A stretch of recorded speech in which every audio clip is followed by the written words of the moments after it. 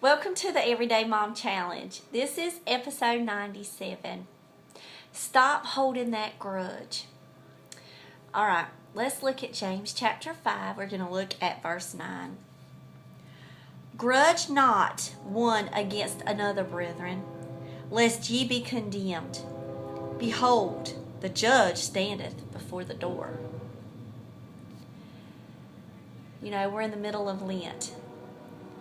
And some of us are in this quiet reflection period where we're holding on to the Word, we're retracing the steps that Jesus took up unto the day of His crucifixion and resurrection. And then you can hear during this time when people say, well, you need to give up something. And they'll say, I'm going to give up chocolate. I'm going to give up caffeine, or I'm going to stop eating carbs. And I'm thinking, is this the New Year's resolution for a weight loss? How about something that you give up that can free you and that can bring you to that closer walk with Christ? Can I admit something to you tonight? I used to hold grudges. Yeah. I did. Did you? Do you? Are you? And I could just shut it down so quick. I could close them out. Boom.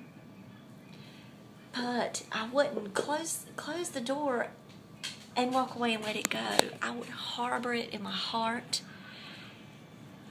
And it would just weigh so heavily on my mind and on my spirit. It would be really hard to let thoughts go or the words go. That was getting me nowhere. So, as you see today, I'm talking about this because I'm over that mountain of piled up trash of grudge holding. It's almost like it's a sickness. It can eat away at your spirit. I pray with you right now that if you're battling in this area, let us continue to walk towards Christ and the door of His righteousness. Because He's on the other side. And He's the ultimate judge. Not us. Not over the situation. We can have thoughts over situations. And a lot of times it doesn't change anything.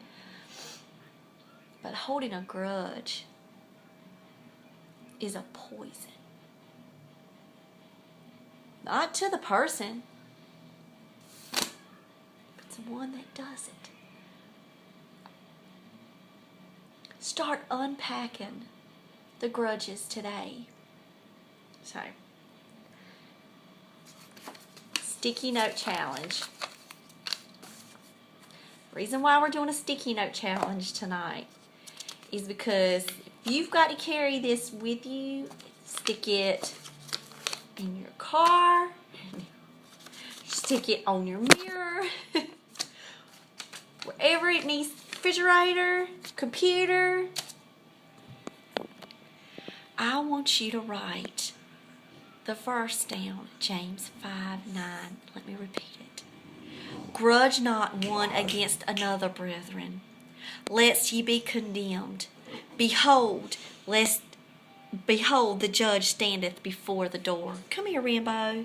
Sorry, that's my baby. He's down here growling for some reason. Please, I'm asking you to make this step, this change in your life. And no, I didn't do it on my own. I did it through prayer and turning it over to God. You're so much happier person. You have room for so much joy when you remove that sickness from your heart. Trust me on it. Okay? The Bible's not going to lead you astray. It's not Jennifer leading you anywhere. It's the Word. All right. I want you to look at Matthew. We're going to go to Matthew chapter 12. We're going to look at verses 36 and 37. But I say unto you that every idle word that men shall speak, they shall give account thereof in the day of judgment. For by thy words thou shalt be justified, and by thy words thou shalt be condemned. I'm thinking back, okay, this is me personally, and I want you to think about times in your life if you've held grudges or if you're doing that now. How you had to talk it out to somebody. Do you know what? Do you know this? Do you know? And you're harboring it and you're holding it and you can't release it and you can't let it go. And all of that is what? Negativity. Harmful, idle words. Instead of speaking all that out loud and creating a drama-filled environment, this is what I should have done. And I should have prayed to the Lord. I should have went to the God. I should have went to the God that has the answer. Not to a circle of people just to keep stirring up the pot.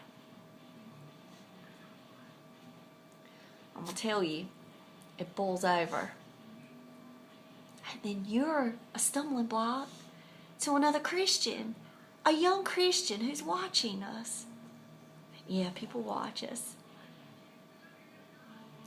I used to even gosh, I'm so ashamed. My face is red talking about this.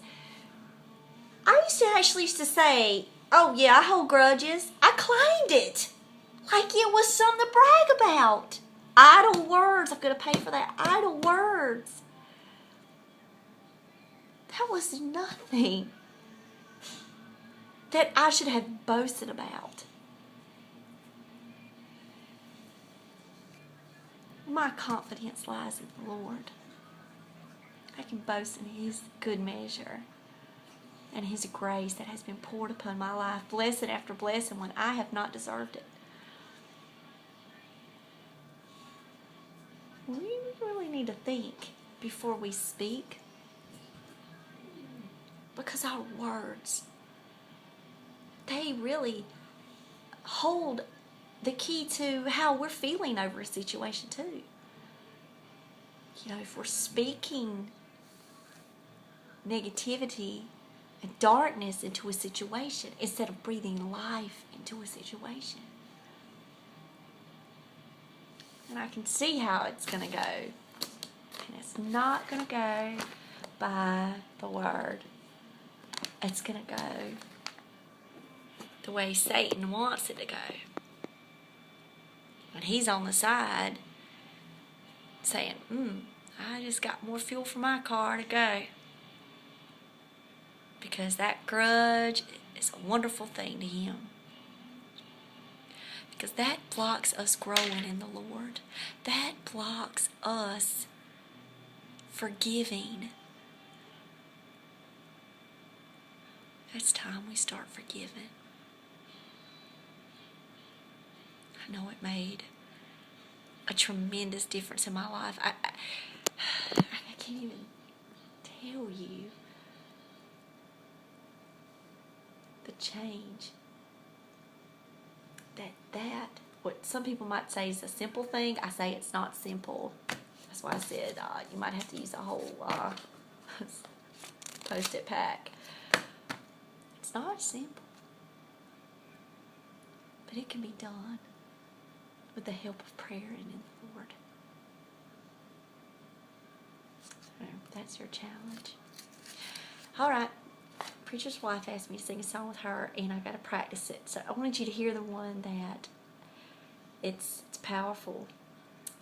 It is He Grew the Tree. all of the songs I'm going to be playing right now, I think, are going to be reflective of the Lent season. It's by Barbara Mandrell. And I put one on Song of the Day that didn't have the lyrics, and I usually do the lyrics, but the lyrics are going to resonate with you so strongly you don't need to read them on the page.